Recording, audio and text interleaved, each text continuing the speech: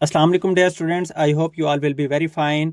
आज का जो हमारा टॉपिक है वो है एनाटमी एंड फिजियोलॉजी के मोस्ट इम्पॉर्टेंट एमसीक्यूज़ 251 से लेके 300 तक कवर करना। प्रीवियस 250 एमसीक्यूज़ हमने ऑलरेडी कवर कर लिए हुए हैं। आप उनको याद करने के लिए हमारे यूट्यूब चैनल पे विज़िट कर सकते हैं, वहाँ पे आपको वीडियोस मिल जाएंगी। और ये जो एनाटमी एंड फिजियोलॉजी है ये बी फार्मेसी फर्स्ट ईयर का भी पार्ट है, सिलेबस है। और इसके अलावा पंजाब मेडिकल फैकल्टी के वो सारे कोर्सेज जो एफएससी के इक्वल हैं उन सब में फर्स्ट ईयर में ये सिलेबस में मौजूद है। बेसिक मेडिकल साइंसेज के नेम से एनाटमी एंड फिजियोलॉजी। और वो और बी फार्मेसी फर्स्ट ईयर में जो एनाटमी एंड फिजियोलॉजी है ये दोनों बिल्कुल सेम है। तो अगर आप पंजाब मेडिकल फैकल्टी का कोई भी एफएससी के इक्वल वाला कोर्स कर रहे हैं या फिर आप बी फार्मेसी कर रहे हैं, फर्स्ट ईयर में हैं, तो आप हमारे चैनल को लाजमी सब्सक्राइब कर लें। और आप ये चैनल बाकी अपने दोस्तों को भी शेयर कर दें जो बी फार्मेसी फर्स्ट ईयर में है या सेकेंड ईयर में है या सप्ली की तैयारी कर रहे हैं या फिर वो पंजाब मेडिकल फैकल्टी का कोई भी एफएससी के इक्वल कोर्स कर रहे हैं। तो चलिए अपने हम टॉपिक की तरफ मूव करते हैं। 251 पे है, विच one of the following layer consist of smooth muscle. इनमें से कौन सी लेयर स्मूथ मसल्स पे कंसिस्ट करती है? Tunica externa, tunica media, tunica interna या नन ऑफ दीज। तो इसका जो आंसर है वो है ट्यूनिका मीडिया।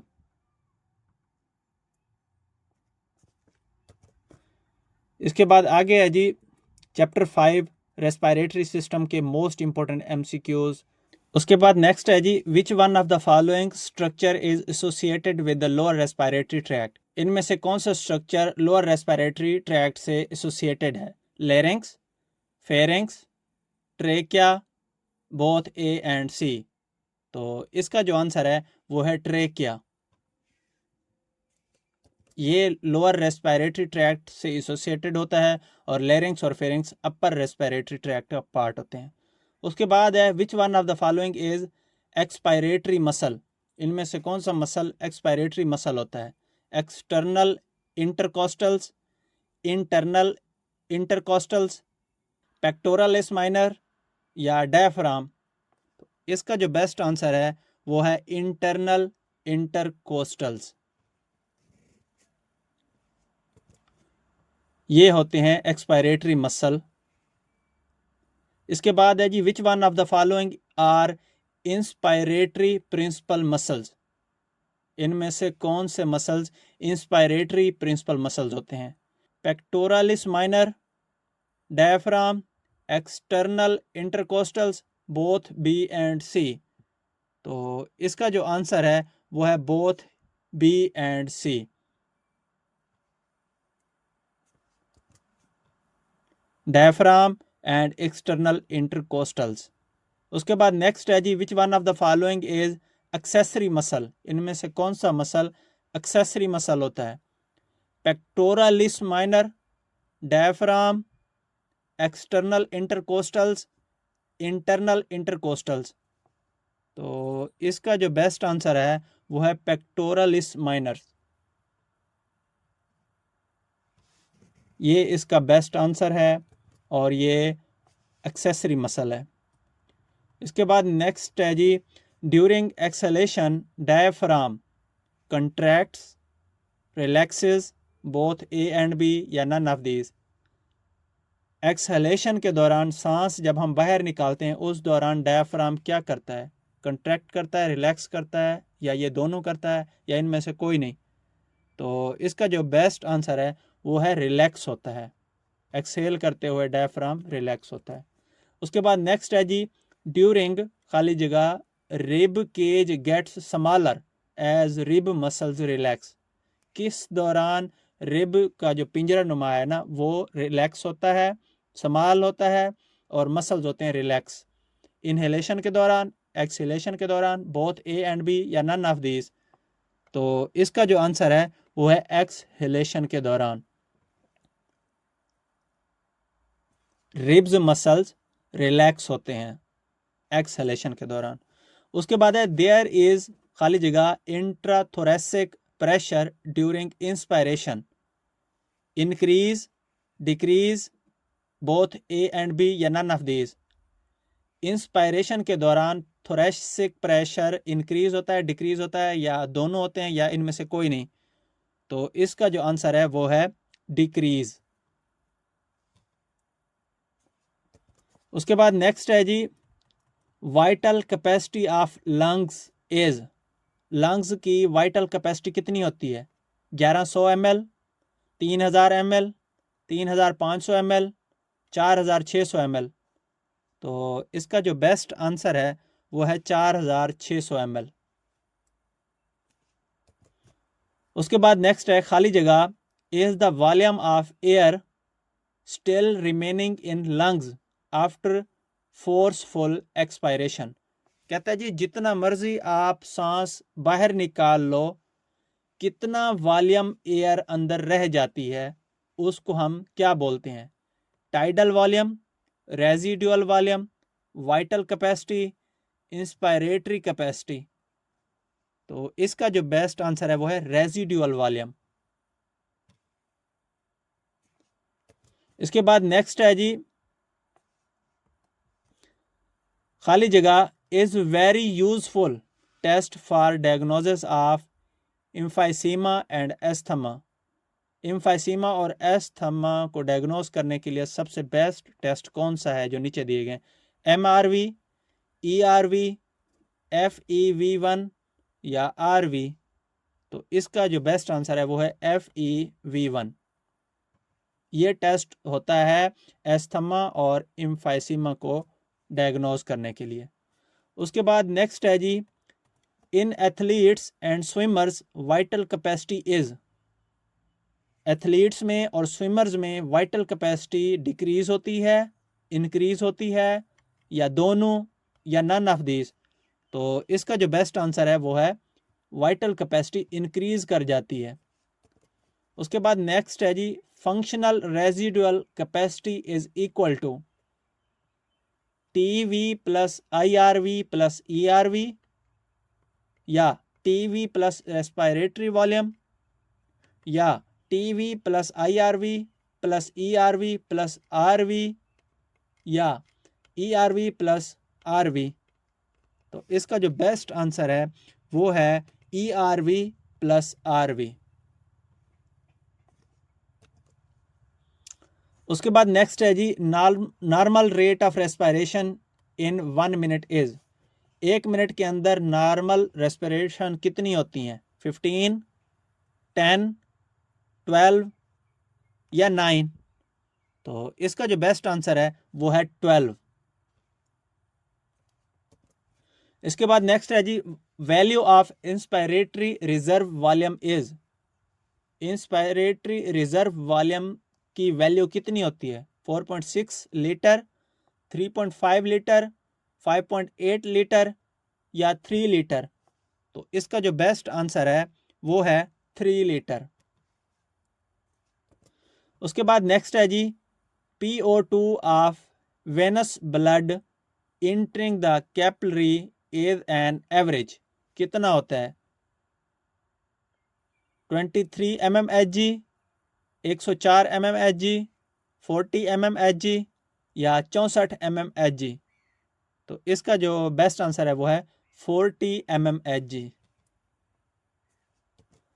उसके बाद नेक्स्ट है जी, PCO2 इन एल्वुलस इज। PCO2 एल्वुलस में कितना होता है? 45 mmHg, 104 mmHg, 40 mmHg, या 64 mmHg। तो इसका जो बेस्ट आंसर है वो है 40 mmHg। इसके बाद नेक्स्ट है जी, which one of the following is an example of effectors of respiratory control system. Respiratory control system के इफेक्टर्स की मिसाल कौन सी है? Brain stem, pulmonary receptors, diaphragm, या कॉर्टेक्स।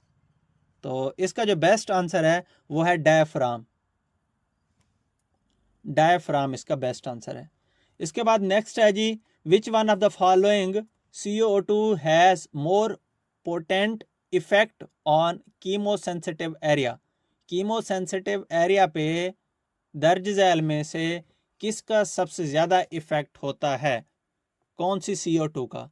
CSF, ब्लड, ECF या ऑल ऑफ दिस? तो इसका जो बेस्ट आंसर है वो है CSF। उसके बाद नेक्स्ट है जी, which one of the following effect primarily the rate of respiration? Respiration rate पे सबसे पहले या प्राइमरी तौर पे क्या चीज़ इफेक्ट करती है?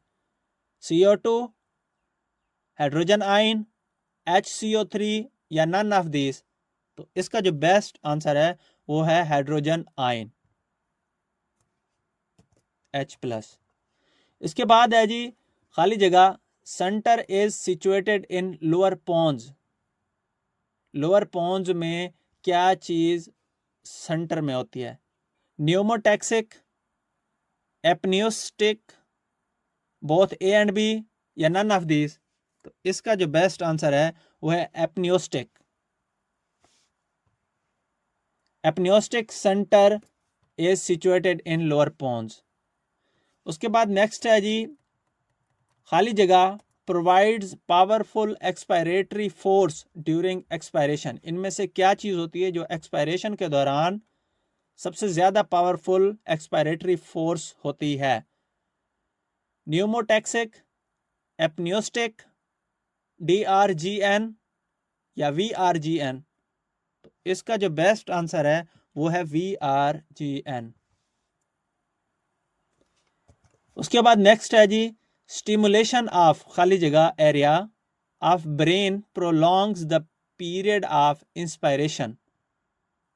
किस एरिया में स्टिमुलेशन हो तो इंस्पायरेशन का जो दौरानिया है वो बढ़ जाता है? Pneumotaxic, apneustic, DRGN, VRGN? तो इसका जो बेस्ट आंसर है वो है एपन्यूस्टिक। उसके बाद नेक्स्ट है जी, when ramp signals are weak in dorsal inspiratory areas then inspiration last as long as how much seconds? जब रैंप सिग्नल्स वीक हों तो डोर्सल इंस्पायरेटरी एरियाज में इंस्पायरेशन रेट कितना होता है उस टाइम? 0.5 सेकेंड, 5 सेकेंड, 3 सेकेंड या 2 सेकेंड? तो इसका जो बेस्ट आंसर है वो है 5 सेकेंड।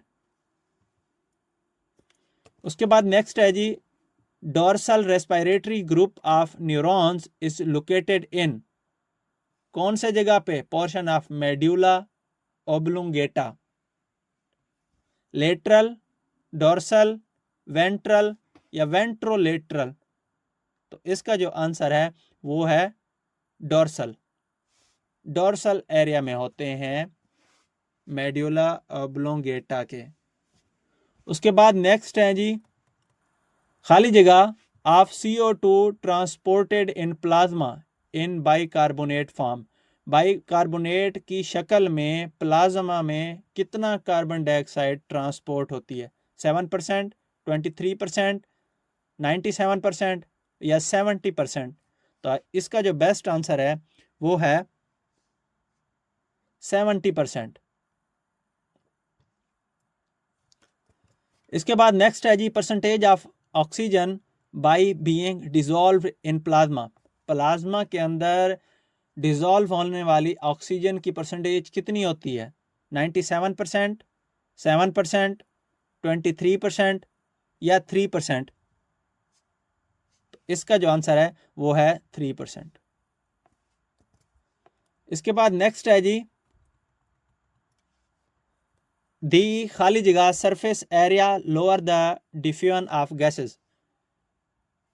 किस सरफेस एरिया में, कौन सा सरफेस एरिया गैसेस की डिफ्यूजन को लोअर करता है? ग्रेटर, स्मॉलर, मॉडरेट या बोथ A एंड C? तो इसका जो बेस्ट आंसर है वो है स्मॉलर। स्मॉलर एरिया होगा तो गैसेस की डिफ्यूजन भी लोअर हो जाएगी।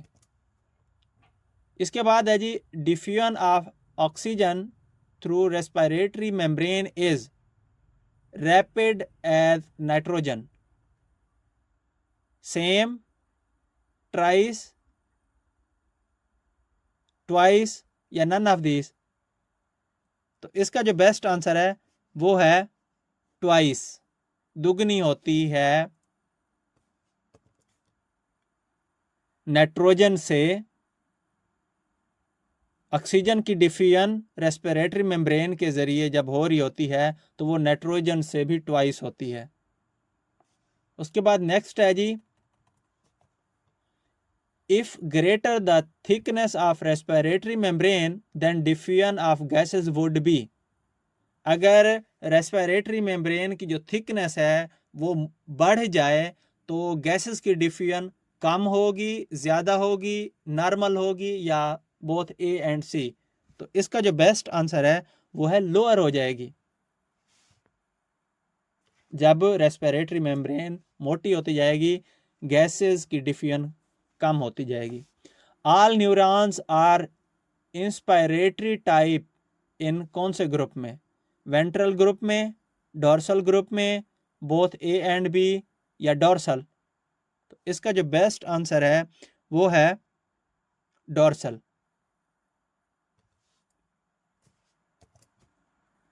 इसके बाद नेक्स्ट है जी, combination of hemoglobin with CO2 is कौन सा रिएक्शन होता है? Irreversible reaction, reversible reaction, both A and B या नन ऑफ दीज? जब कार्बन डाइऑक्साइड हेमोग्लोबिन के साथ मिल जाती है तो ये इस रिएक्शन को हम क्या बोलते हैं? रिवर्सिबल, इरिवर्सिबल या बोथ ए एंड बी या नन ऑफ दीज? तो इसका जो बेस्ट आंसर है वो है रिवर्सिबल। इसके बाद नेक्स्ट है जी, डीऑक्सीजनेटेड ब्लड कंटेन्स टोटल कितने ml ऑफ CO2 होती है डीऑक्सीजनेटेड ब्लड के अंदर? 1.4 ml, 0.3 ml, 4 ml या 2.7 ml? तो इसका जो बेस्ट आंसर है वो है 4 ml। 4 ml कार्बन डाइऑक्साइड होती है डीऑक्सीजनेटेड ब्लड में। उसके बाद नेक्स्ट है जी, RBCs contains, red blood cells के अंदर कितना पानी होता है? 70%, 65%, 30% या 90%? तो इसका जो बेस्ट आंसर है वो है 65% वाटर होता है रेड ब्लड सेल्स के अंदर। उसके बाद चैप्टर 6 है स्किन। स्किन के अबाउट मोस्ट इंपॉर्टेंट MCQs अब हमने कवर करने हैं। तो इसमें सबसे पहला ये है, विच one of the following is the largest body organ? इनमें से कौन सा बॉडी का सबसे बड़ा ऑर्गन है? हार्ट, लिवर, स्किन या लंग्स? तो इसका जो बेस्ट आंसर है वो स्किन है, सबसे बड़ा ऑर्गन स्किन है।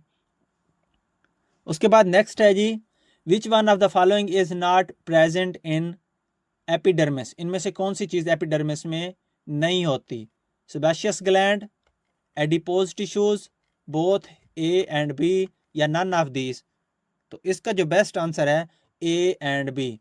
ये दोनों टिश्यूज और ग्लैंड्स लाइक सेबेशियस ग्लैंड और एडिपोज टिश्यूज ये एपिडर्मिस में मौजूद नहीं होते। इसके बाद नेक्स्ट है जी, खाली जगह इज कॉल्ड ट्रू स्किन। इनमें से कौन सी चीज को हम ट्रू स्किन बोलते हैं? एपिडर्मिस, हाइपोडर्मिस, कोरियम या बोथ ए एंड बी? तो इसका जो बेस्ट आंसर है वो है कोरियम। ये ट्रू स्किन कहलाती है। इसके बाद है जी, dermis is a sheet of connective tissue that supports the. Dermis जो होती है वो एक शीट होती है कनेक्टिव टिश्यूज की, और ये किस चीज़ में सपोर्ट करती है? हाइपोडर्मिस में, एपिडर्मिस में, बोथ ए एंड बी या नन ऑफ दीज? तो इसका जो बेस्ट आंसर है वो है एपिडर्मिस को सपोर्ट करती है। डर्मिस एक कनेक्टिव टिश्यू की शीट होती है जो एपिडर्मिस को सपोर्ट करती है। उसके बाद नेक्स्ट है जी, खाली जगह इज थिकर देन एपिडर्मिस। इनमें से कौन सी चीज होती है जो एपिडर्मिस से मोटी होती है? Dermis, hypodermis, both A and B या नन ऑफ दीज? तो इसका जो बेस्ट आंसर है वो है डर्मिस। डर्मिस एपिडर्मिस से मोटी होती है या थिक होती है, और ये एपिडर्मिस को सपोर्ट करती है dermis. The mechanical strength of skin is in, mechanical strength skin की किस में होती है? हाइपोडर्मिस, एपिडर्मिस, डर्मिस या ऑल ऑफ दीज? तो इसका जो बेस्ट आंसर है वो है डर्मिस। डर्मिस मैकेनिकल स्ट्रेंथनिंग देती है स्किन को, और ये एपिडर्मिस से थिकर होती है। इसके बाद है जी नेक्स्ट, बेसिक स्ट्रक्चर ऑफ खाली जगह is a dense network of crisscrossing proteins fibres embedded in a mass of firm jelly. कौन सा है? एपिडर्मिस, हाइपोडर्मिस, डर्मिस या नन ऑफ दीज? तो इसका जो आंसर है वो भी डर्मिस ही है। अब ये बेसिकली डर्मिस की डेफिनेशन है कि डर्मिस क्या होती है। डर्मिस बेसिक स्ट्रक्चर है dense network of crisscrossing protein fibres embedded in a mass of firm jelly. ठीक है, उसको हम डर्मिस बोलते हैं, या ये डर्मिस होती है। उसके बाद नेक्स्ट है जी, दी खाली जगह layer of the skin contains an acid mental layer which limits the amount of substances entering through the skin that affect the body to a minor degree. Dermis, hypodermis, epidermis या none of these? तो इसका जो best answer है वो है epidermis.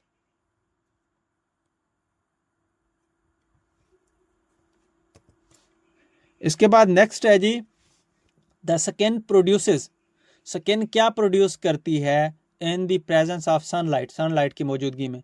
Vitamin E, vitamin A, vitamin C या vitamin D? तो इसका जो बेस्ट आंसर है वो है विटामिन डी। उसके बाद नेक्स्ट है जी, दी खाली जगह glands excretes oil to lubricate and maintain the health of skin.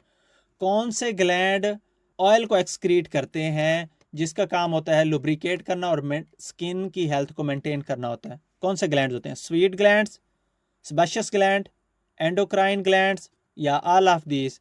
तो इसका जो बेस्ट आंसर है वो है सेबेशियस ग्लैंड, ये ऑयल को एक्सक्रीट करते हैं। इसके बाद नेक्स्ट है जी, सम खाली जगह are more of this transfer of heat occurs through skin. कितना परसेंट हीट ट्रांसफर होती है स्किन के थ्रू? 20%, 30%, 80% या 10%? तो इसका जो बेस्ट आंसर है वो है 80% तक हीट ट्रांसफर होती है स्किन के थ्रू।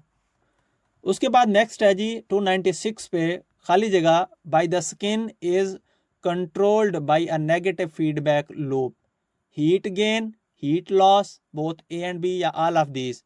तो इसका जो बेस्ट आंसर है heat loss. Heat loss by the skin is controlled by a negative feedback loop. इसके बाद नेक्स्ट है जी चैप्टर 7 गैस्ट्रो इंटेस्टाइनल ट्रैक्ट के अबाउट मोस्ट इंपोर्टेंट एमसीक्यूज अब देखने हमने।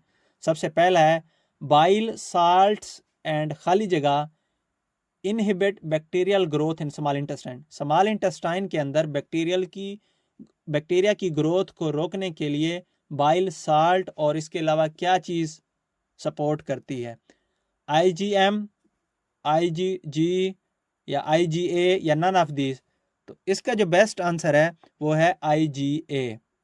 ये सपोर्ट करता है स्मॉल इंटेस्टाइन में बैक्टीरिया की ग्रोथ को रोकने में, और साथ बाइल साल्ट भी। उसके बाद नेक्स्ट है जी gall bladder store bile enter it by the way of, कौन सी डक्ट्स के जरिए गाल ब्लेडर बाइल को स्टोर करता है और आगे इंटर करता है? Hepatic, pancreatic, cystic, both A and सी?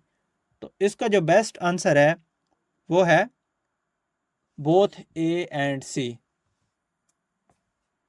इसके बाद नेक्स्ट है जी concentration of bile salts in gall bladder is, gall bladder के अंदर बाइल साल्ट्स की कंसंट्रेशन कितनी होती है? 0.1 मिलीग्राम पर डेसीलीटर, 1.1 ग्राम पर डेसीलीटर, 0.6 ग्राम पर डेसीलीटर या 6 ग्राम पर डेसीलीटर? तो इसका जो बेस्ट आंसर है वो है 6 ग्राम पर डेसीलीटर। उसके बाद नेक्स्ट है जी, which one of the following enzyme is involved in carbohydrates digestion. Carbohydrates को डाइजेस्ट करने में इनमें से कौन सा एंजाइम इन्वॉल्व होता है? इलास्टेज, ट्रिप्सिन, एमाइलेज या लाइपेज? तो इसका जो बेस्ट आंसर है वो है एमाइलेज, सपोर्ट करता है कार्बोहाइड्रेट की डाइजेशन में। आज के जो हमारे एमसीक्यूज थे 251 से 300 तक, वो हमने कवर कर लिए हैं। आई होप आपको ये अच्छे से याद हो गए होंगे।